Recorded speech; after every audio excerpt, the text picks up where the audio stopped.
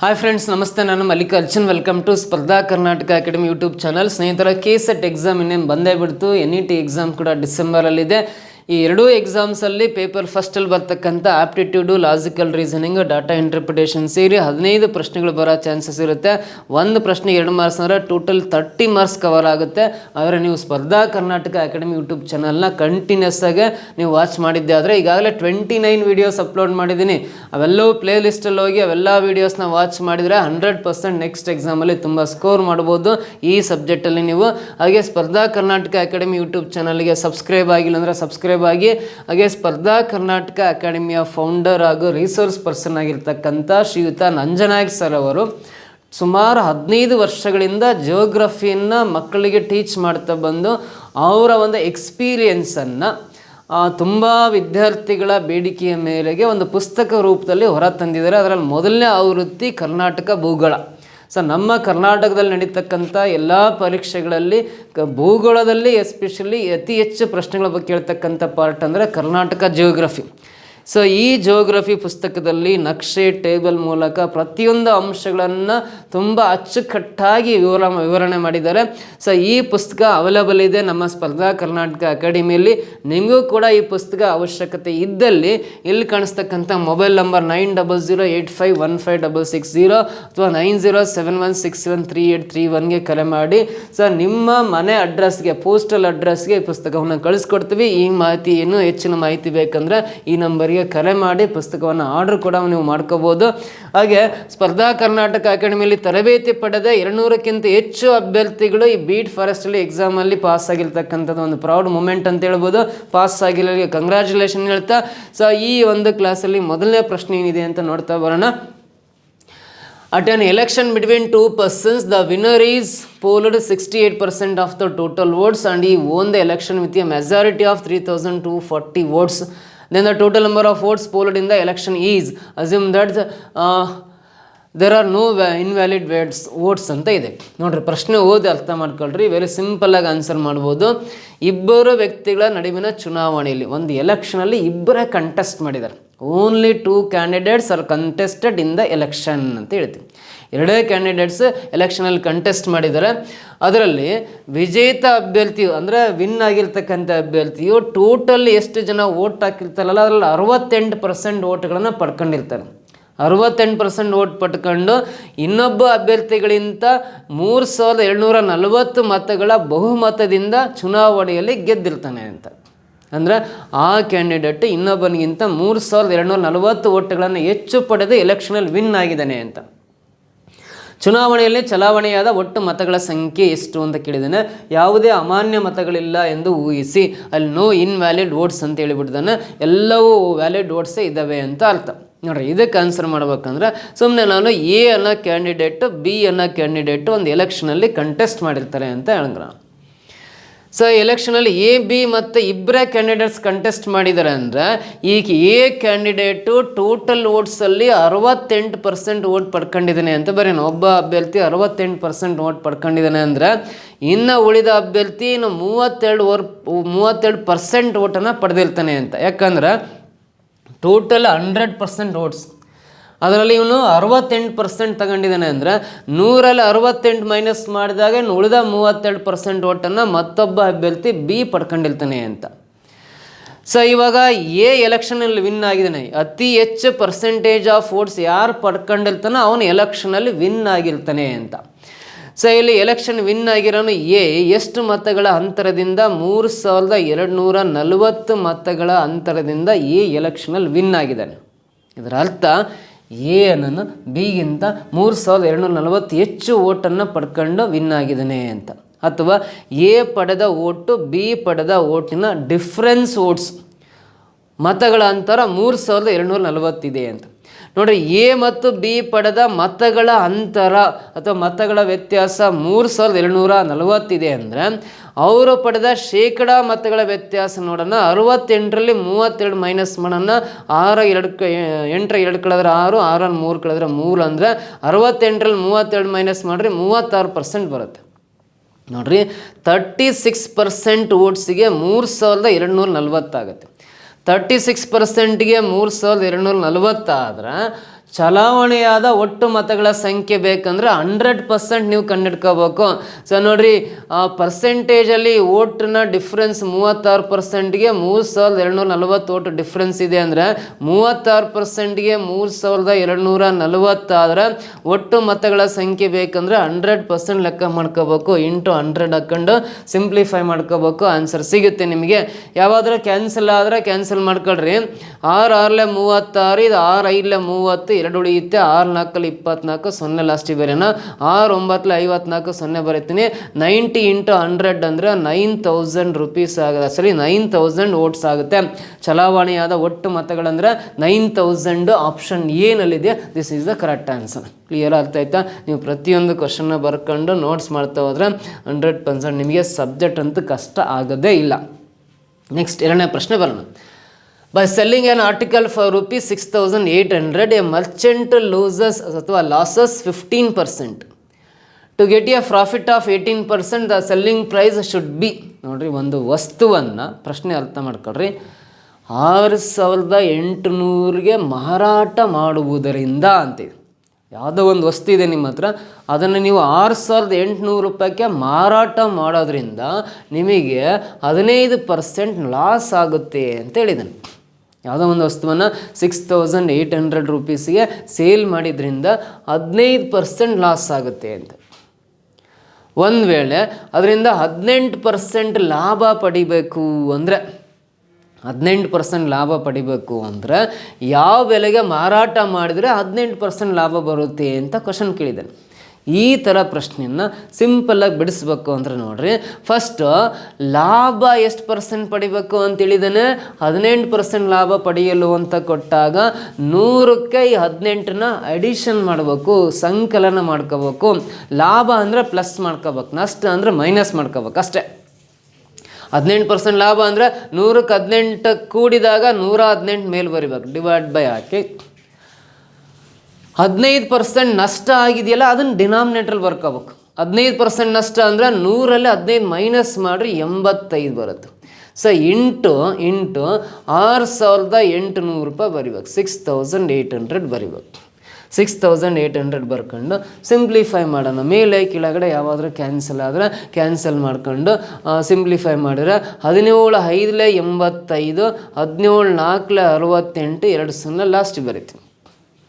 ಆಮೇಲೆ 5 1 5 8 40, 0 ಲಾಸ್ಟಿಗೆ ಬೇರೆ. ಇಲ್ಲಿ 118 ಇಂಟು 8 ಗುಣಾಕಾರ ಮಾಡಿರಿ, 0 ಲಾಸ್ಟಿಗೆ ಬರ್ಕೊಂಡು 8 8 64 ದಶಕ 6, 8 1 8 ಪ್ಲಸ್ 6 14 ದಶಕ 1, 8 1 8 ಪ್ಲಸ್ 1 9 ಬರುತ್ತಲ್ಲ, 9440 ಬರುತ್ತೆ. ಈ 9440 ಅನ್ನೋದು ಅವನು 18% ಲಾಭ ಪಡೆಯಲು ಈ ಬೆಲೆಗೆ ಮಾರಾಟ ಮಾಡಬೇಕಾಗುತ್ತೆ.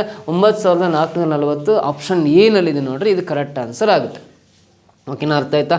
ಸೊ ನೆಕ್ಸ್ಟ್ ಕ್ವಶನ್ ಬರೋಣ. ಮುಂದಿನ ಪ್ರಶ್ನೆ 24 60 120 210 ಮತ್ತು ಡ್ಯಾಶ್ ಇದೆ. ಇದು ನಂಬರ್ ಸೀರೀಸು. 210 ಆದಮೇಲೆ ಯಾವ ಸಂಖ್ಯೆ ಬರುತ್ತೆ ಅಂತ ಕಂಡುಹಿಡಿಯೋಕೆ ಕೇಳಿದ್ದಾನೆ. ಮೊದಲನೇ ಸಂಖ್ಯೆ 24 ಇದೆ, ಆಮೇಲೆ 60 ಇದೆ, 60 ಇರೋದು 120 ಇದೆ, 120 ಇರೋದು 210 ಇದೆ, 210ರಿಂದ ಮುಂದಿನ ಸಂಖ್ಯೆ ಯಾವುದು ಅಂತ ಕ್ವಶನ್ ಕೇಳಿದ್ದಾನೆ. ಸೊ ಇದು ನಂಬರ್ ಸೀರೀಸು ಏರಿಕೆ ಕ್ರಮದಲ್ಲಿದೆ. ನಂಬರ್ ಸೀರೀಸು ಏರಿಕೆ ಕ್ರಮದಲ್ಲಿದೆ ಅಂದರೆ 24 ಇರೋದು 60 ಆಗಿದೆ, 60 ಇರೋದು 120 ಆಗಿದೆ, 120 ಇರೋದು 210 ಆಗಿದೆ. 210 ಆಗಿದೆ ಅಂದರೆ ನೆಕ್ಸ್ಟ್ ಯಾವ ಸಂಖ್ಯೆ ಬರುತ್ತೆ ಅಂತ ಕಂಡುಹಿಡಬೇಕಾದ್ರೆ ಅಡಿಷನ್ ರೂಲ್ ಚೆಕ್ ಮಾಡಿರಿ. 24ಕ್ಕೆ ನಾವು ಎಷ್ಟನ್ನು ಕೂಡಿದಾಗ 60 ಆಗುತ್ತೆ ಅಂದರೆ 24ಕ್ಕೆ 36 ಕೂಡ್ಬೇಕು. ಗೊತ್ತಾಗಿಲ್ಲ ಅಂದರೆ 60ರಲ್ಲಿ 24 ಮೈನಸ್ ಮಾಡಿರಿ, ಈ ಗ್ಯಾಪಲ್ಲಿ 36 ಸಿಗುತ್ತೆ. ಸೊ ನೆಕ್ಸ್ಟ್ 60 ಇರೋದು 120 ಆಗ್ಬೇಕಂದ್ರೆ 60ಕ್ಕೆ ಮತ್ತು 60ನ್ನು ಕೂಡಿದಾಗ 120 ಬರುತ್ತೆ. 120 ಇರೋ ಸಂಖ್ಯೆ 210 ಆಗಿದೆ ಅಂದರೆ 120ಕ್ಕೆ ನಾವು 90ನ್ನು ಕೂಡಿದಾಗ 210 ಬರುತ್ತೆ. 90 ಕೂಡಿದರೆ 210 ಬರುತ್ತೆ. ಸೊ 90 ಇರೋ 210ಕ್ಕೆ ನೆಕ್ಸ್ಟ್ ಯಾವ ಸಂಖ್ಯೆ ಕೂಡಬೇಕು ಅಂತ ನಮಗೆ ಗೊತ್ತಾಗುತ್ತೆ ಅಂತ ನೋಡ್ಕೊಳ್ರಿ. 36 60 90 ಯಾವ ಥರ ಸಂಖ್ಯೆಗಳು ಅಂತ ಐಡೆಂಟಿಫೈ ಮಾಡ್ಲಿಕ್ಕೆ ಬರಬೇಕು. 36 90 60 ಮತ್ತು 90 ಯಾವ ರೀತಿಯ ಸಂಖ್ಯೆಗಳು ಅಂತ ಐಡೆಂಟಿಫೈ ಮಾಡ್ಲಿಕ್ಕೆ ಬಂದರೆ ಸೊ ನಾವು ನೆಕ್ಸ್ಟ್ ಸಂಖ್ಯೆ ಬರಲಿಕ್ಕೆ ಈಸಿ ಆಗುತ್ತೆ. ನೋಡಿರಿ ಯಾವ ಥರ ಸಂಖ್ಯೆಗಳು ಅಂತ ಐಡೆಂಟಿಫೈ ಮಾಡೋದಾದ್ರೆ 36 + 24 ಅಂದರೆ 60, 60 + 30 ಅಂದರೆ 90. ಸೊ 90 ಇಲ್ಲಿ ನೋಡಿರಿ 24, 30, 36 ಅಂತ 6 ಮಗ್ಗಿಲ್ ಬರೋ ಸಂಖ್ಯೆಗಳು. 24 + 6 30, 30 + 6 36. ಇದಕ್ಕೆ 36, 90ಕ್ಕೆ 36 ಕೂಡಿದ್ರೆ 126 ಆಗುತ್ತೆ. 210ಕ್ಕೆ 126 ಕೂಡ್ಬೇಕಂತ ಗೊತ್ತಾಯಿತು. 210 + 126 ಕೂಡಿದಾಗ ಮುಂದಿನ ಸಂಖ್ಯೆ 6, 3, 336 ಬರುತ್ತೆ. ಆ ಕ್ವಶನ್ ಮಾರ್ಕ್ ಪ್ಲೇಸಲ್ಲಿ ಬರೋ ಸಂಖ್ಯೆ 336 ಆಗಿರುತ್ತೆ. 336 ಅನ್ನೋದು ನೋಡ್ರಿ ಥರ್ಡ್ ಆಪ್ಷನಲ್ಲಿ ಇದೆಯಲ್ಲ, that is the right answer ಅಂತ ಕರಿತೀವಿ. 3ನೇ ಆಪ್ಷನಲ್ಲಿ ಅದು ಕರೆಕ್ಟ್ ಆನ್ಸರ್ ಆಗುತ್ತೆ. ಈ ವಿಧಾನದಲ್ಲಿ ಈ ಪ್ರಶ್ನೆನ ಬಿಡಿಸ್ಬೋದು.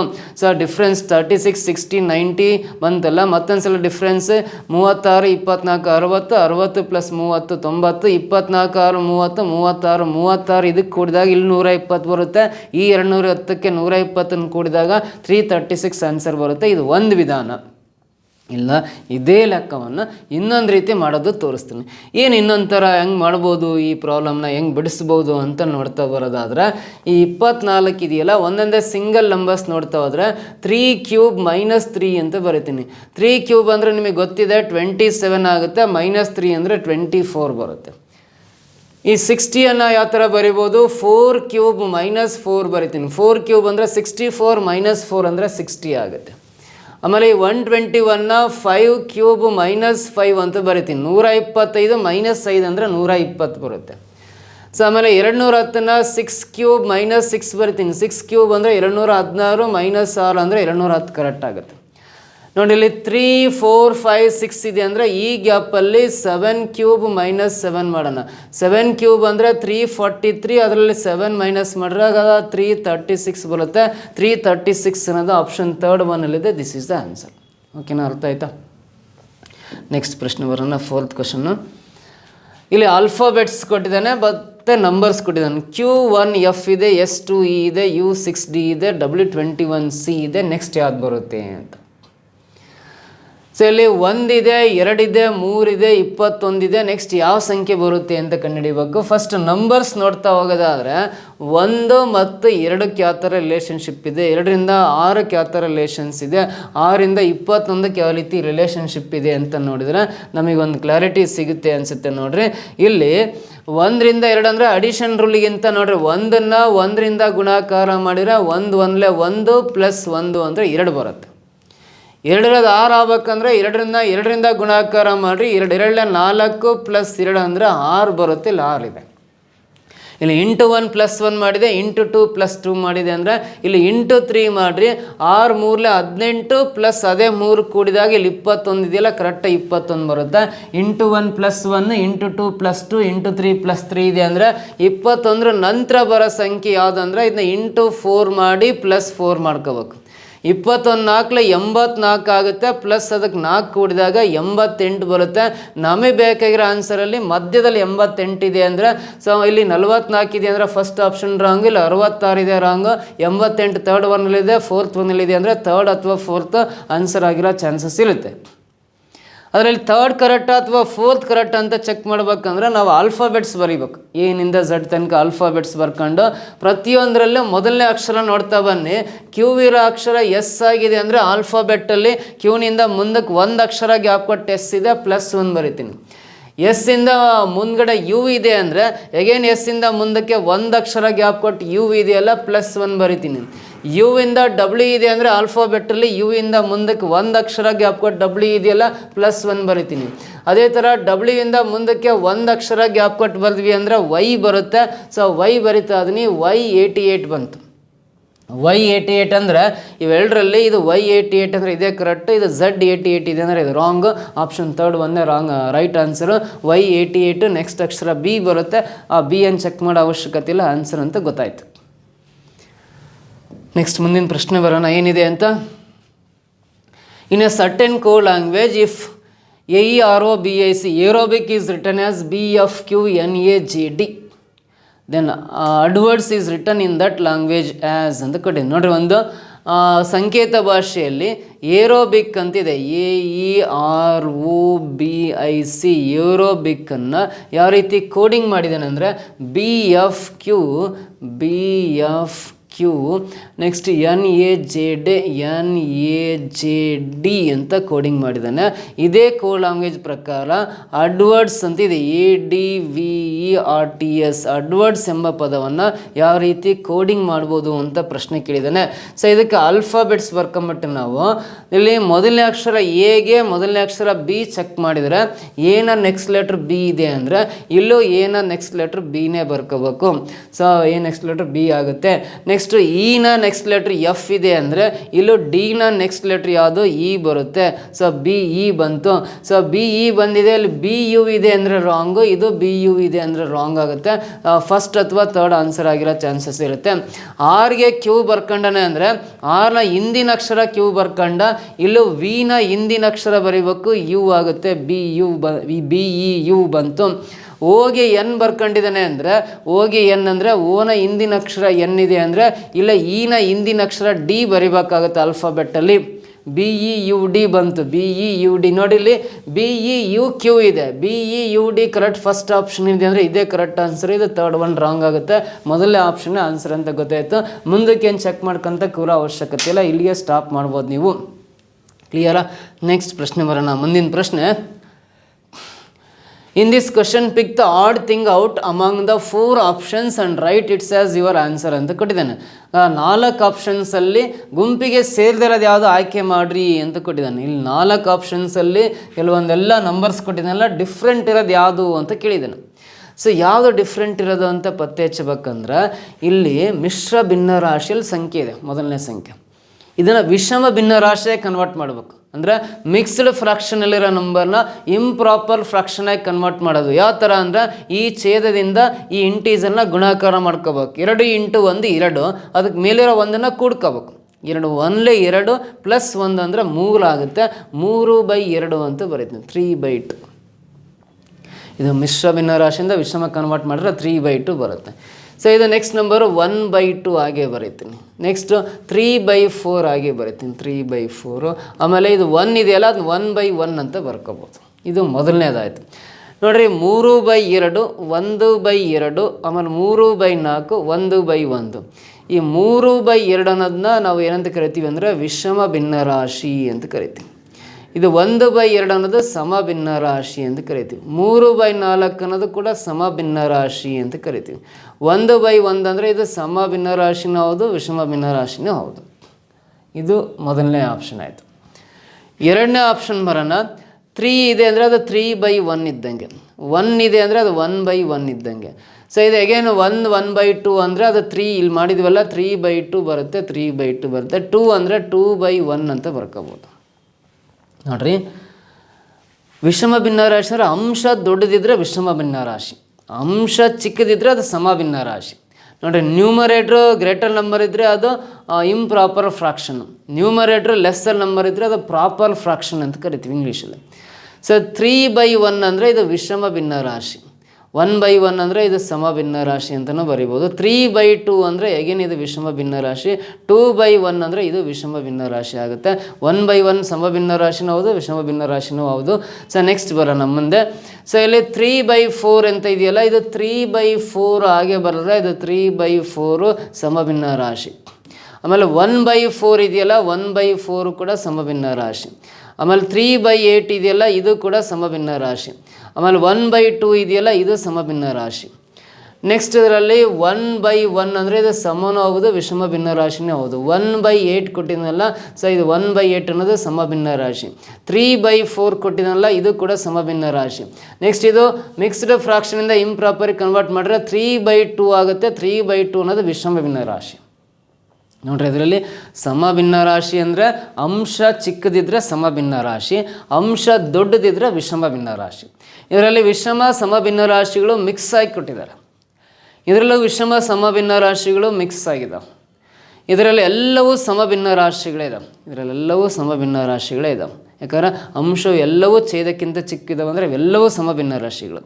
ಇಲ್ಲಿ ಸಮ ಮತ್ತು ಒಂದಿಷ್ಟು ವಿಷಮ ಭಿನ್ನ ರಾಶಿಗಳು ಮಿಕ್ಸ್ ಆಗಿ ಕೊಟ್ಟಿದ್ದಾವೆ. ಸೊ ಹಾಗಾದರೆ ಇವೆಲ್ಲ first one, second one, last one mix ಇದ್ದಾವೆ. ಹಾಗಾದರೆ ಈ ಥರ್ಡ್ ಆಪ್ಷನಲ್ಲಿ ಎಲ್ಲವೂ ಸಮಭಿನ್ನ ರಾಶಿಗಳು ಕೊಟ್ಟಿದ್ದಾವೆ ಅಂದರೆ ಇದೇ ಗುಂಪಿಂದ ಆಚೆ ಆಗ್ತಕ್ಕಂಥ ಸಂಖ್ಯೆ. ಎಲ್ಲವೂ ಮಿಕ್ಸ್ ಇದ್ದಾವೆ, ಇದೊಂದು ಮಾತ್ರ ಸಮಭಿನ್ನ ರಾಶಿಗಳಿದ್ದಾವೆ ಅಂದರೆ ಗುಂಪಿಂದ ಆಚೆ ಆಗ್ತಕ್ಕಂಥದ್ದು ಥರ್ಡ್ ಆಪ್ಷನ್ ಅಂತ ಕರಿತೀವಿ. ಓಕೆನಾ. ಸೊ ನೆಕ್ಸ್ಟ್ ಕ್ವಶನ್ ಬರೋಣ. 7th ಕ್ವಶನ್ ಏನಿದೆ ಅಂತ.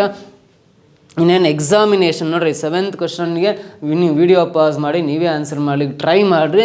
ನಿಮ್ಮ ಆನ್ಸರ್ನ ಕಮೆಂಟ್ ಬಾಕ್ಸಲ್ಲಿ ಕಮೆಂಟ್ ಮಾಡಿರಿ. ಸೊ ನೀವು ಅಲ್ಲಿ ವಿಡಿಯೋನ ವಾಚ್ ಮಾಡಿದಿರಲ್ಲ ಅಂತ ನನಗೆ ಕನ್ಫರ್ಮ್ ಆಗುತ್ತೆ. ಈ 7th ಕ್ವಶನ್ ನಿಮಗೆ ಅರ್ಥ ಆಗಿದೆಯಾ ಇಲ್ಲ ಅಂತಲೂ ನೀವು ಕಮೆಂಟ್ ಬಾಕ್ಸಲ್ಲಿ ಚಾಟ್ ಬಾಕ್ಸಲ್ಲಿ ಚಾಟ್ ಮಾಡ್ಬೋದು. ಇನ್ನೇನು examination 25% candidates failed in mathematics and 12% in English. 10% of the candidates failed in both the subjects and 292 passed in both the subjects. The total number of candidates appeared in the examination was ಅಂತಿದೆ. ನೋಡೋ, ಒಂದು ಪರೀಕ್ಷೆಯಲ್ಲಿ 25% ಅಭ್ಯರ್ಥಿಗಳು ಗಣಿತದಲ್ಲಿ, 12% ಅಭ್ಯರ್ಥಿಗಳು ಇಂಗ್ಲೀಷ್ನಲ್ಲಿ ಅನುತ್ತೀರ್ಣರಾಗಿದ್ದಾರೆ, 10% ಅಭ್ಯರ್ಥಿಗಳು ಎರಡೂ ವಿಷಯಗಳಲ್ಲಿ ಅನುತ್ತೀರ್ಣರಾಗಿದ್ದಾರೆ ಮತ್ತು 292 ವಿದ್ಯಾರ್ಥಿಗಳು ಎರಡೂ ವಿಷಯಗಳಲ್ಲಿ ಉತ್ತೀರ್ಣರಾಗಿದ್ದಾರೆ. ಪರೀಕ್ಷೆಗೆ ಹಾಜರಾದ ಒಟ್ಟು ಅಭ್ಯರ್ಥಿಗಳ ಸಂಖ್ಯೆ ಎಷ್ಟು ಅಂತ ಕೇಳಿದ್ದಾನೆ. ಸೊ ಇದಕ್ಕೆ ಆನ್ಸರ್ ಮಾಡ್ಬೇಕಂದ್ರೆ ನಾನು ಒಂದು ವೆನ್ ಡಯಾಗ್ರಾಮ್ ಥ್ರೂ ಇದಕ್ಕೆ ಕ್ಲಾರಿಟಿ ಕೊಡ್ತೀನಿ. ವೆನ್ ಡಯಾಗ್ರಾಮ್ ಮೂಲಕ ಆನ್ಸರ್ ಮಾಡಿದ್ರೆ ನಿಮಗೆ ಕ್ಲಾರಿಟಿ ಸಿಗುತ್ತೆ ಅನಿಸುತ್ತೆ. ಸೊ ಇಲ್ಲಿ 2 ಸಬ್ಜೆಕ್ಟ್ ಇದೆ, ಒಂದು ಮ್ಯಾಥಮೆಟಿಕ್ಸ್ ಇದೆ, ಇನ್ನೊಂದು ಇಂಗ್ಲೀಷ್ ಇದೆ. ಎಮ್ ಅಂದರೆ ಮ್ಯಾಥಮೆಟಿಕ್ಸ್, ಇ ಅಂದರೆ ಇಂಗ್ಲೀಷ್. ಸೊ ಇಲ್ಲಿ ಫಸ್ಟ್ ಆಫ್ ಆಲ್ ಎರಡೂ ಸಬ್ಜೆಕ್ಟಲ್ಲಿ ಫೇಲ್ ಆಗಿ ನಾನು ಹಾಕ್ತಾರ ವೆನ್ ಡಯಾಗ್ರಾಮು, ಇದು ಫೇಲ್ಡ್ ಸ್ಟೂಡೆಂಟ್ಸ್ ವೆನ್ ಡಯಾಗ್ರಾಮ್ ಅಂದರೆ ಇದು ಫೇಲ್ಡ್ ಸ್ಟೂಡೆಂಟ್ಸ್ ಬರೀತಾ ಇದ್ದಾನೆ. ಹಾಗಾಗಿ 10% ಅಭ್ಯರ್ಥಿಗಳು ಎರಡೂ ವಿಷಯಗಳಲ್ಲಿ ಫೇಲ್ ಆಗಿದ್ದಾರೆ ಅಂದರೆ ಮೊದಲು ಅದನ್ನು ಬರೀಬೇಕು. ಎರಡೂ ವಿಷಯಗಳಲ್ಲಿ ಫೇಲ್ ಆದರ ಸಂಖ್ಯೆನ ಮೊದಲು ಮಧ್ಯದಲ್ಲಿ ಬರೀಬೇಕು. ಆಮೇಲೆ ಗಣಿತದಲ್ಲಿ 25% ಅಭ್ಯರ್ಥಿಗಳು ಫೇಲ್ ಆಗಿದ್ದಾರೆ ಅಂದರೆ ಗಣಿತ ಸರ್ಕಲಲ್ಲಿ ಬರೋ ಎಲ್ಲ ಸಂಖ್ಯೆ ಸೇರಿ 25% ಆಗಬೇಕು. ಆಲ್ರೆಡಿ ಇಲ್ಲಿ 10 ಕಾಣಿಸ್ತಾ ಇದೆ ಅಂದರೆ 15% ಮಾತ್ರ ಬರೆಯೋಕೆ, ಪೂರ್ತಿ 25 ಬರೆಯೋಂಗಿಲ್ಲ, ರಾಂಗ್ ಆಗಿಬಿಡುತ್ತೆ. ಇಂಗ್ಲೀಷಲ್ಲಿ 12% ಅಭ್ಯರ್ಥಿಗಳು ಫೇಲ್ ಆಗಿದ್ದಾರೆ ಅಂದರೆ ಇಂಗ್ಲೀಷ್ ಸರ್ಕಲಲ್ಲಿ ಎಲ್ಲ ಸಂಖ್ಯೆಗಳು ಸೇರಿ 12 ಆಗಬೇಕು. ಆಲ್ರೆಡಿ 10 ಕಾಣಿಸ್ತಾ ಇದೆ ಅಂದರೆ 2% ಮಾತ್ರ ಬರೀಬೇಕು. ಹಾಗಾದರೆ ಓವರಾಲ್ ಫೇಲ್ ಆದ್ರೆ ಗೊತ್ತಾಗುತ್ತೆ. 15 + 10 25, 25 + 2 ಅಂದರೆ 27% ಫೇಲ್ ಆಗಿದ್ದಾರೆ. ಟೋಟಲಿ ಫೇಲ್ ಆದರೂ 27%. 100ರಲ್ಲಿ 27 ಮೈನಸ್ ಮಾಡಿದರೆ ನೆಕ್ಸ್ಟ್ ಅಂದರೆ ಇನ್ನು 73% ಸ್ಟೂಡೆಂಟ್ಸು ಎರಡೂ ಸಬ್ಜೆಕ್ಟಲ್ಲಿ ಪಾಸ್ ಆಗಿದ್ದಾರೆ ಅಂತ. ನೋಡಿರಿ, ಟೋಟಲ್ 100%ಅಲ್ಲಿ ಫೇಲ್ ಆಗಿರೋ 27%, ಇವೆಲ್ಲ ಸೇರಿ 27% ಫೇಲ್ ಆಗಿರೋ ಮೈನಸ್ ಮಾಡಿದ್ರೆ ಇನ್ನು ಉಳಿದ 73% ವಿದ್ಯಾರ್ಥಿಗಳು ಎರಡೂ ಸಬ್ಜೆಕ್ಟಲ್ಲಿ ಪಾಸ್ ಆಗಿದ್ದಾರೆ ಅಂತ ಅರ್ಥ. 73%ಗೆ ವಿದ್ಯಾರ್ಥಿಗಳು ಪಾಸ್ ಆಗಿರೋ ಕೊಟ್ಟಿದ್ದಾರೆ 292 ಅಂತ ಕೊಟ್ಟಿದ್ದಾರೆ.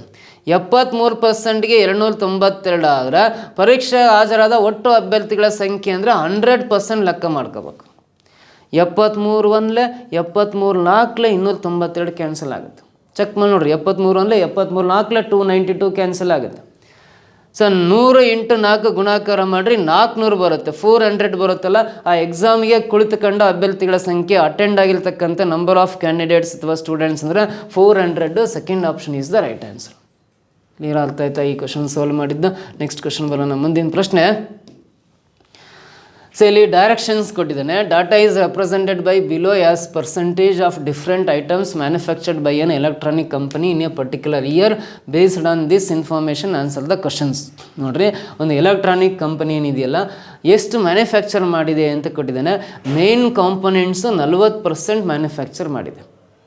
ಕಂಪ್ಯೂಟರ್ಸ್ನ 25% ಕಂಪ್ಯೂಟರ್ಸ್ ಮ್ಯಾನುಫ್ಯಾಕ್ಚರ್ ಮಾಡಿದೆ. ಟೆಲಿವಿಷನ್ನ 17% ಟಿ ವಿಸ್ನ ಮ್ಯಾನುಫ್ಯಾಕ್ಚರ್ ಮಾಡಿದೆ. DVD ಸೆಟ್ಸ್ನ 10% DVD ಸೆಟ್ಸ್ನ ಮ್ಯಾನುಫ್ಯಾಕ್ಚರ್ ಮಾಡಿದೆ. ಅದರ್ ಟೂಲ್ಸ್ ಅಂದರೆ 8% ಅದರ್ ಟೂಲ್ಸ್ನ ಮ್ಯಾನುಫ್ಯಾಕ್ಚರ್ ಮಾಡಿದೆ. ಸೊ ಹಾಗಾದರೆ 40 + 25 65 + 17 82 + 10 92 + 8 ಅಂದರೆ ಎಲ್ಲ ಸೇರಿ 100%. ಒಂದು ಕಂಪ್ನಿ ಮ್ಯಾನುಫ್ಯಾಕ್ಚರ್ ಮಾಡಿರ್ತಕ್ಕಂಥ ಎಲ್ಲ ಥರ ಯೂನಿಟ್ ಸೇರಿ 100% ಆಗುತ್ತೆ.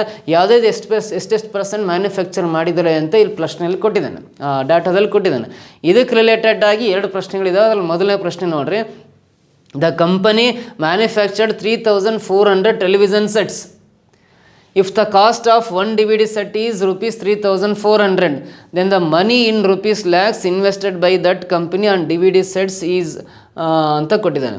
ಸೊ ಇದನ್ನು ಕನ್ನಡದಲ್ಲಿ ನೀವು ಪ್ರಶ್ನೆ ಓದೋದಾದ್ರೆ ನೋಡ್ರಿ, ಕನ್ನಡದಲ್ಲೂ ಹಾಕಿದ್ದೀನಿ ಇಲ್ಲಿ. ಒಂದು ನಿರ್ದಿಷ್ಟ ವರ್ಷದಲ್ಲಿ ಎಲೆಕ್ಟ್ರಾನಿಕ್ ಕಂಪನಿಯು ತಯಾರಿಸಿದ ವಿವಿಧ ವಸ್ತುಗಳ ಶೇಕಡಾವಾರು ಪ್ರಮಾಣದಲ್ಲಿ ಡಾಟಾವನ್ನು ಕೆಳಗೆ ಪ್ರತಿನಿಧಿಸಲಾಗಿದೆ. ಈ ಮಾಹಿತಿಯ ಆಧಾರದ ಮೇಲೆ ಕೆಳಗಿನ ಪ್ರಶ್ನೆಗಳಿಗೆ ಉತ್ತರಿಸಿ ಅಂತ ಕೊಟ್ಟಿದ್ದಾನೆ.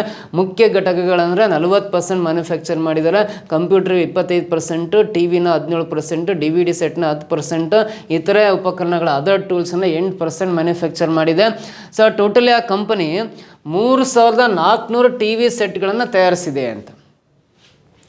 ಒಂದು DVD ಸೆಟ್ನ ಬೆಲೆ 3400 ಆಗಿದ್ದರೆ ಆ ಕಂಪನಿ DVD ಸೆಟ್ಗಳಲ್ಲಿ ಹೂಡಿಕೆ ಮಾಡಿದ ಹಣ ಎಷ್ಟು ಅಂತ ಕ್ವಶನ್ ಕೇಳಿದ್ದಾನೆ. ಇಲ್ಲಿ ನೋಡ್ರಿ, ಅರ್ಥ ಮಾಡ್ಕೊಳ್ರಿ. 3400 ಟೆಲಿವಿಷನ್ ಸೆಟ್ನ ತಯಾರು ಮಾಡಿದೆ ಅಂದರೆ ಟೆಲಿವಿಷನ್ ಸೆಟ್ನ ಪರ್ಸೆಂಟೇಜ್ ಎಷ್ಟಿದೆ ನೋಡ್ಕೋಬೇಕು. 17%. 17% ಟಿ ವಿ ಮ್ಯಾನುಫ್ಯಾಕ್ಚರ್ ಮಾಡಿದೆ ಅಂದರೆ 17%ಗೆ 3400 ಆಗುತ್ತೆ ಅಂತ. 17%ಗೆ 3400 ಆದರೆ DVD ಸೆಟ್ ಎಷ್ಟು? 10% ಇಲ್ಲ, 10%ಗೆ ಎಷ್ಟು ಅಂತ ಕಂಡುಹಿಡ್ಕೋಬೇಕು ಫಸ್ಟ್. 17%ಗೆ 3400 ಟೆಲಿವಿಷನ್ನ ಮ್ಯಾನುಫ್ಯಾಕ್ಚರ್ ಮಾಡಿದೆ ಅಂದರೆ DVD ಸೆಟ್ನ ಮ್ಯಾನುಫ್ಯಾಕ್ಚರ್ ಮಾಡಿದ್ರೆ 10% ಇಲ್ಲ, 10%ಗೆ ಎಷ್ಟಾಗುತ್ತೆ ಕಂಡುಹಿಡ್ಕೋಬೇಕು. 17 34 20 ಲಾಸ್ಟಿಗೆ ಬರೀತೀನಿ. 200 × 10 ಅಂದರೆ 2000 DVD ಸೆಟ್ಸ್ನ ಮ್ಯಾನುಫ್ಯಾಕ್ಚರ್ ಮಾಡಿದೆ ಆ ಕಂಪನಿ. ಎಷ್ಟು DVD ಸೆಟ್ಸ್ನ ಮ್ಯಾನುಫ್ಯಾಕ್ಚರ್ ಮಾಡಿದ್ರೆ 2000 DVD ಸೆಟ್ ಅಂತ. ಒಂದು DVD ಸೆಟ್ನ ಬೆಲೆ 3400 ರೂಪಾಯಿ ಆದರೆ 2000 DVD ಸೆಟ್ನ ಬೆಲೆ ಎಷ್ಟು ಅಂತ ಕಂಡುಹಿಡಿಬೇಕು. 1 DVD ಸೆಟ್ಟಿಗೆ 3400 ಆದರೆ ಅಲ್ಲಿ 2000 DVD ಸೆಟ್ಟಿಗೆ ಎಷ್ಟು ಅಮೌಂಟ್ ಆಗುತ್ತೆ ಅಂತ ಕಂಡುಹಿಡಿರಿ.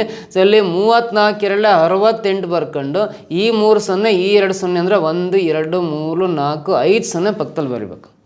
ಸೊ ಅವಾಗ ಎಷ್ಟಾಗುತ್ತೆ ಅಂದರೆ 68 ಲಕ್ಷ ಆಗುತ್ತೆ. 68 ಲಕ್ಷ DVD ಸೆಟ್ಗೆ ಇನ್ವೆಸ್ಟ್ ಮಾಡಿದೆ. 68 ಲಕ್ಷನ ಈ ರೀತಿನೂ ಬರಿಬೋದು, 68 lakhs ಅಂತ ಬರಿಬೋದು, ಲ್ಯಾಕ್ಸ್ ಅಂತ ಬರಿಬೋದು, 68 ಲಕ್ಷ ಅಂತ.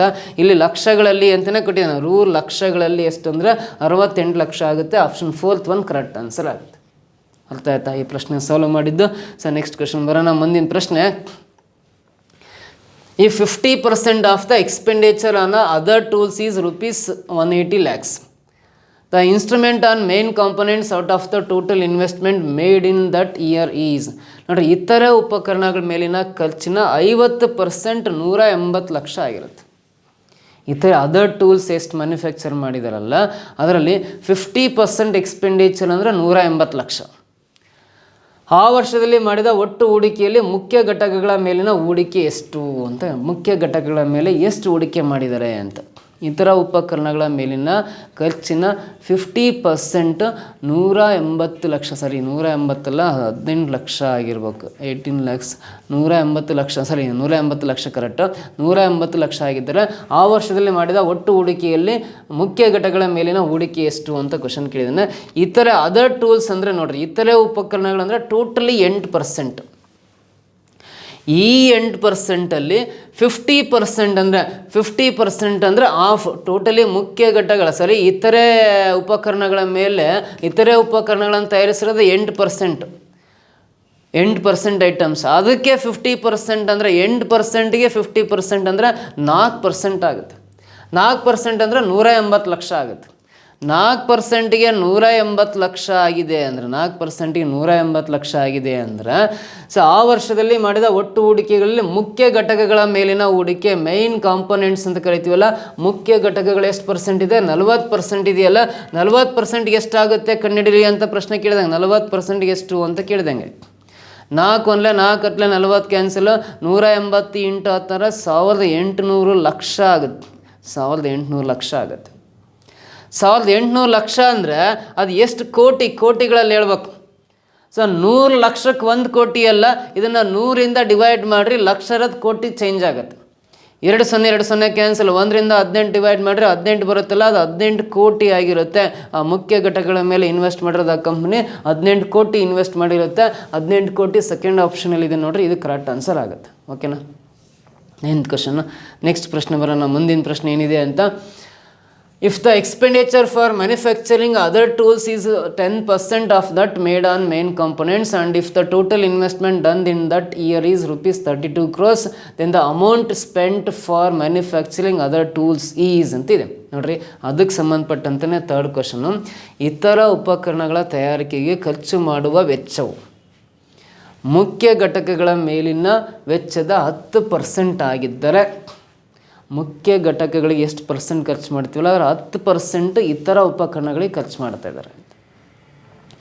ಆ ವರ್ಷದಲ್ಲಿ ಮಾಡಿದ ಒಟ್ಟು ಹೂಡಿಕೆ ರು 32 ಕೋಟಿಗಳಾಗಿದ್ದರೆ ಇತರ ಉಪಕರಣಗಳ ತಯಾರಿಕೆಗೆ ಖರ್ಚು ಮಾಡಿದ ಮೊತ್ತ ಎಷ್ಟು ಕೋಟಿ ಅಂತ ಕೇಳಿದ್ದಾನೆ. ನೋಡಿರಿ, if the expenditure for manufacturing other tools is 10% of that made on main components ಅಂತಿದೆ. ಮೇನ್ ಕಾಂಪೊನೆಂಟ್ಸ್ಗೆ ಎಷ್ಟು ಖರ್ಚು ಮಾಡ್ತೀವಲ್ಲ ಅದರಲ್ಲಿ 10% ಅಮೌಂಟನ್ನು ಇತರೆ ಖರ್ಚಿಗೆ ಮಾಡಿರ್ತಾರೆ ಅಂತ ಅರ್ಥ.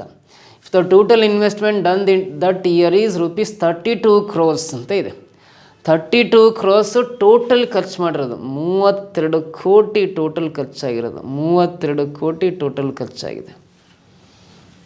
ಹಾಗಾದರೆ ಇತರ ಉಪಕರಣಗಳ ತಯಾರಿಕೆಗೆ ಖರ್ಚು ಮಾಡಿದ ಮೊತ್ತ ಎಷ್ಟು ಅಂತ ಕೇಳಿದ್ದಾನೆ. ಸೊ ಅಲ್ಲಿ 32 ಕೋಟಿಯಲ್ಲಿ ಮುಖ್ಯ ಕಾಂಪೊನೆಂಟ್ಸ್ 40% ಇದೆ. ಇತರ ಉಪಕರಣಗಳು ನೋಡ್ರಿ 40% ಮೇನ್ ಕಾಂಪೊನೆಂಟ್ಸ್ ಅಂತ ಹಿಂದಿನ ಪ್ರಶ್ನೆಯಲ್ಲಿ ಇತ್ತು ನೋಡ್ರಿ. ಮೇನ್ ಕಾಂಪೊನೆಂಟ್ಸ್ ಇರೋದು 40%, ಇತರ ಉಪಕರಣಗಳಿರೋದು 8%. ಸೊ ಇಲ್ಲಿ ಪ್ರಶ್ನೆ ಕೇಳಿರೋದು ನೋಡ್ರಿ, 40% ಮೇನ್ ಕಾಂಪೊನೆಂಟ್ಸ್, 8% ಅದರ್ ಟೂಲ್ಸ್ ಅಂತ ಇದೆ. OT ಅದರ್ ಟೂಲ್ಸ್ ಅಂತ ಇದೆ. ಮೇನ್ ಕಾಂಪೊನೆಂಟ್ಸ್ಗೆ ಎಷ್ಟು ಅಮೌಂಟ್ ಖರ್ಚು ಮಾಡಿರ್ತಾನಲ್ಲ ಅದರ 10% ಅಮೌಂಟು ಈ ಅದರ್ ಟೂಲ್ಸಿಗೆ ಖರ್ಚು ಮಾಡಿದ್ದೇನೆ ಅಂತ. ಇದಕ್ಕೆ ಎಷ್ಟು ಅಮೌಂಟ್ ಖರ್ಚಾಗಿರುತ್ತೆ ಅದರಲ್ಲಿ 10% ಅಮೌಂಟು ಅದರ್ ಟೂಲ್ಸಿಗೆ ಖರ್ಚಾಗಿರುತ್ತೆ. ಟೋಟಲ್ ಖರ್ಚಲ್ಲಿ 32 ಕೋಟಿ ಅಂತ ಹೇಳಿದ್ದಾನೆ. 32 ಕೋಟಿಯಲ್ಲಿ 40% ಅಂದರೆ ಎಷ್ಟಾಗುತ್ತೆ ಕ್ಯಾಲ್ಕುಲೇಟ್ ಮಾಡಿರಿ. 32 ಕೋಟಿಯಲ್ಲಿ 42% ಅಂದರೆ 32 ನಾಲ್ಕಲೆ 128, 0 ಲಾಸ್ಟಿಗೆ ಬರ್ಕೊಂಡು ಡಿವೈಡ್ ಬೈ 100. 100ಇಂದ 128 ಡಿವೈಡ್ ಮಾಡಿದ್ರೆ 12.8 crores ಅಂತ ಇದೆಯಲ್ಲ, ಇದು 12.8 ಕೋಟಿ ಮುಖ್ಯ ಉಪಕರಣಗಳಿಗೆ ಖರ್ಚು ಮಾಡಿರೋ ಅಮೌಂಟು. ಈ 12.8 ಕೋಟಿಯಲ್ಲಿ 10% ಅದರ್ ಟೂಲ್ಸಿಗೆ ಖರ್ಚು ಮಾಡಿದ್ದಾನೆ. 12.8 ಕೋಟಿಗೆ 10% ಅಂದರೆ 10/100 ಮಾಡ್ಕೋಬೇಕು. 10 1 10 100 ಕ್ಯಾನ್ಸಲ್ ಆಗುತ್ತೆ. 10ರಿಂದ 12.8 ಡಿವೈಡ್ ಮಾಡಿದ್ರೆ 1 0 ಇದೆ ಅಂದರೆ ಈ ಕಡೆ ಪಾಯಿಂಟ್ ಈ ಕಡೆ ಪ್ಲೇಸ್ ಆಗುತ್ತೆ. 1.28 crores ಆಗುತ್ತೆ. 1.28 ಕೋಟಿ ಆಗುತ್ತೆ. ಸೊ 10ರಿಂದ 12.8 ಡಿವೈಡ್ ಮಾಡಿರಿ 1.28 ಬರುತ್ತೆ. ಇತರ ಉಪಕರಣ ಖರ್ಚು ಮಾಡಿರೋ ಅಮೌಂಟು 1.28 crores. ಸೆಕೆಂಡ್ ಆಪ್ಷನ್ ಇದೆಯಲ್ಲ ಅದು ಕರೆಕ್ಟ್ ಆನ್ಸರ್ ಆಗುತ್ತೆ. ಈ ರೀತಿ ಈ ಪ್ರಶ್ನೆಯನ್ನು ನಾವು ಬಿಡಿಸ್ಬೋದು. ನೆಕ್ಸ್ಟ್ ಕ್ವಶನ್ ಬರೋಣ. ಮುಂದಿನ ಪ್ರಶ್ನೆ, the following table shows the production of number of machines and their total value during 89 and 94. Study the table and answer the question ಅಂತಿದೆ. 1989ರಿಂದ 1994 ಅವಧಿಯಲ್ಲಿ ಯಂತ್ರಗಳ ಉತ್ಪಾದನೆಯ ಸಂಖ್ಯೆ, ಅವುಗಳ ಒಟ್ಟು ಮೌಲ್ಯವನ್ನು ಈ ಕೆಳಗಿನ ಕೋಷ್ಟಕವು ತೋರಿಸುತ್ತದೆ. ಕೋಷ್ಟಕವನ್ನು ಅಧ್ಯಯನ ಮಾಡಿ ಪ್ರಶ್ನೆಗಳಿಗೆ ಉತ್ತರಿಸಿ ಅಂತಿದೆ. ಸೊ ನೋಡ್ರಿ, ಒಂದು ಕಂಪನಿ ನಂಬರ್ ಆಫ್ ಮೆಷಿನ್ಸ್ನ ಎಷ್ಟು ಮ್ಯಾನುಫ್ಯಾಕ್ಚರ್ ಮಾಡಿದೆ, ಇಲ್ಲ 000 ಅಂದರೆ ಈ ಸಂಖ್ಯೆ ಮುಂದೆ 3 0 ಹಾಕೋಬೇಕು. 1989ರಲ್ಲಿ 10,000 ಮಷಿನ್ಸ್ನ ತಯಾರು ಮಾಡಿದೆ ಅಂತ. 90ರಲ್ಲಿ 15,000 ಮಷಿನ್ಸ್ನ ತಯಾರು ಮಾಡಿದೆ ಅಂತ. 91ರಲ್ಲಿ ಇಲ್ಲಿ 3 0 ಲಾಸ್ಟಿಗೆ ಹಾಕಿರೋ 25,000 ಮಷಿನ್ಸ್ನ ತಯಾರು ಮಾಡಿದೆ. 92ರಲ್ಲಿ 20,000 ಮಷಿನ್ಸ್ನ ತಯಾರು ಮಾಡಿದೆ. 93ರಲ್ಲಿ 35,000 ಮಷಿನ್ಸ್ನ ತಯಾರು ಮಾಡಿದೆ, ಮ್ಯಾನುಫ್ಯಾಕ್ಚರ್ ಮಾಡಿದೆ. 94ರಲ್ಲಿ 30,000 ಮಷಿನ್ನ ಉತ್ಪಾದನೆ ಮಾಡಿದೆ ಒಂದು ಕಂಪನಿ ಅಂತ. ಆಮೇಲೆ total value of machines in rupees crores ಅಂತ ಇದೆ. ಆ ಎಲ್ಲ ಮೆಷಿನ್ನ ಟೋಟಲ್ ವ್ಯಾಲ್ಯೂ 6 ಕೋಟಿ ಇದೆ 89ರಲ್ಲಿ. ಸೊ 90ರಲ್ಲಿ 8 ಕೋಟಿ ಇದೆ, 91ರಲ್ಲಿ 8 ಕೋಟಿ ಇದೆ, 92ರಲ್ಲಿ 10 ಕೋಟಿ ಇದೆ, 93ರಲ್ಲಿ 10 ಕೋಟಿ ಇದೆ, 94ರಲ್ಲಿ 16 ಕೋಟಿ ಇದೆ. ಸೊ ಈ ಡಾಟಾ ಯೂಸ್ ಮಾಡ್ಕೊಂಡು ಇದು ಕೇಳಿರೋ ಪ್ರಶ್ನೆಗಳಿಗೆ ನೀವು ಆನ್ಸರ್ ಮಾಡ್ತಾ ಬರಬೇಕು. ಮೊದಲನೇ ಪ್ರಶ್ನೆ ಏನಿದೆ ನೋಡ್ರಿ, the percentage drop in production of the number of machines from 91 to 92 ಅಂತಿದೆ. 1991ರಿಂದ 92ಕ್ಕೆ ಮಷಿನ್ನ ಉತ್ಪಾದನೆಯಲ್ಲಿ ಎಷ್ಟು % ಕಡಿಮೆ ಆಗಿದೆ? 92ರಲ್ಲಿ 20 ಇದೆ, 91ರಲ್ಲಿ 25 ಇದೆ. 91ರಿಂದ 92ಕ್ಕೆ ಯಂತ್ರಗಳ ಉತ್ಪಾದನೆಯಲ್ಲಿ ಶೇಕಡ ಎಷ್ಟು % ಕಡಿಮೆ ಆಗಿದೆ ಅಂದರೆ 25 ಇರೋದು 20 ಆಗಿದೆ ಅಂದರೆ 5 ಕಡಿಮೆ ಆಗಿದೆ. ಸೊ ನೋಡ್ರಿ, ಈ 25 ಕಂಪೇರ್ ಮಾಡಿದಾಗ 5 ಕಡಿಮೆ ಆಗಿದೆ. 25ಕ್ಕೆ 5 ಕಡಿಮೆ ಆಗಿದೆ ಅಂದರೆ 100ಕ್ಕೆ ಎಷ್ಟು ಕಡಿಮೆ ಅಂತ ಕಂಡುಹಿಡ್ಕೊಳ್ಳೋಣ. ಸೊ 25 ಅಂದರೆ 25 ನಾಲ್ಕಲೆ 100, 5 ನಾಲ್ಕಲೆ 20 ಅಲ್ಲ, 20% ಕಡಿಮೆ ಆಗಿದೆ ಯಂತ್ರಗಳ ಉತ್ಪಾದನೆಯಲ್ಲಿ. 91ರಿಂದ 92ಕ್ಕೆ 20% ಕಡಿಮೆ ಆಗಿರುತ್ತೆ. 20% ಅನ್ನೋದು ಆಪ್ಷನ್ ಸೆಕೆಂಡ್ ಒನ್ ಎಲ್ಲಿದೆ, this is the right answer. ಅರ್ಥ ಆಯ್ತಾ ಈ ಕ್ವಶನ್ನು? ಸೊ ಇದೇ ಥರ ಇದಕ್ಕೆ ಸಂಬಂಧಪಟ್ಟಂತೆ ಇನ್ನೊಂದು ಪ್ರಶ್ನೆ ನೋಡ್ತಾ ಬನ್ನಿ. The percentage drop in production of the number of machines from 91 to 92 is ಅಂತ ಇದೆ. 1991-92ರವರೆಗೆ ಯಂತ್ರಗಳ ಸಂಖ್ಯೆಯಲ್ಲಿ ಉತ್ಪಾದನೆಯಲ್ಲಿನ ಶೇಕಡಾವಾರು ಕುಸಿತವು ಅಂತ ಇದೆ. 91-92ರವರೆಗೆ ಯಂತ್ರಗಳ ಸಂಖ್ಯೆಯಲ್ಲಿ ಉತ್ಪಾದನೆಯಲ್ಲಿ ಶೇಕಡಾವಾರು ಕುಸಿತವು. ಸೇಮ್ ಕ್ವಶನ್ ಅನಿಸುತ್ತೆ ನೋಡ್ರಿ. ಅದೇ ಸೇಮ್ ಕ್ವಶನ್ ರಿಪೀಟ್ ಆಗಿದೆ. ಸೊ ಅದೇ ಕ್ವಶನ್ ಎಲ್ಲ ಮಿಸ್ ಆಗಿ ರಿಪೀಟ್ ಆಗಿದೆ. ಅದು ಒಂದೇ ಪ್ರಶ್ನೆ ಇರಬೇಕು. ಓಕೆನಾ, ಇವೆಲ್ಲ ಪ್ರಶ್ನೆಗಳು ಸಾಲ್ವ್ ಮಾಡಿರೋ ಮೆಥಡ್ಸ್ ನಿಮಗೆ ಇಷ್ಟ ಆಗಿದ್ರೆ ಒಂದು ಲೈಕ್ ಮಾಡಿ, ನಿಮಗೆ ಏನು ಅನಿಸುತ್ತೆ ಅದನ್ನು ಕಮೆಂಟ್ ಮಾಡಿ. ಸೊ ನೆಕ್ಸ್ಟು ನಿಮ್ಮ ಫ್ರೆಂಡ್ಸ್ ಗ್ರೂಪು, ವಾಟ್ಸಪ್ಪು, ಟೆಲಿಗ್ರಾಮು, ಆಮೇಲೆ ಇನ್ಸ್ಟಾಗ್ರಾಮು, ಫೇಸ್ಬುಕ್ ಎಲ್ಲ ಕಡೆ ಈ ವಿಡಿಯೋ ಲಿಂಕನ್ನು ಶೇರ್ ಮಾಡ್ತಾ ಬನ್ನಿ. ಸೊ ನೆಕ್ಸ್ಟ್ ಬರ್ತಕ್ಕಂಥ KCET ಎಕ್ಸಾಮಲ್ಲಿ ನೀವೆಲ್ಲರೂ ಪರೀಕ್ಷೆನ ಚೆನ್ನಾಗಿ ಬಂದು ತುಂಬ ಸ್ಕೋರ್ ಮಾಡಿ ಆ KCET ಎಕ್ಸಾಮ್ನ ಪಾಸ್ ಆಗ್ರಿ ಅಂತ ವಿಶ್ ಮಾಡ್ತಾ, ನಿಮ್ಮೆಲ್ಲರಿಗೂ KCET ಎಕ್ಸಾಮ್ಗೆ ಆಲ್ ದ ಬೆಸ್ಟ್ ಹೇಳ್ತಾ ಈ ವಿಡಿಯೋನ ಎಂಡ್ ಮಾಡ್ತಾ ಇದ್ದೀನಿ. ನೆಕ್ಸ್ಟ್ ವಿಡಿಯೋದಲ್ಲಿ ಮತ್ತೆ ಭೇಟಿ ಆಗ್ತೀನಿ. Thank you so much.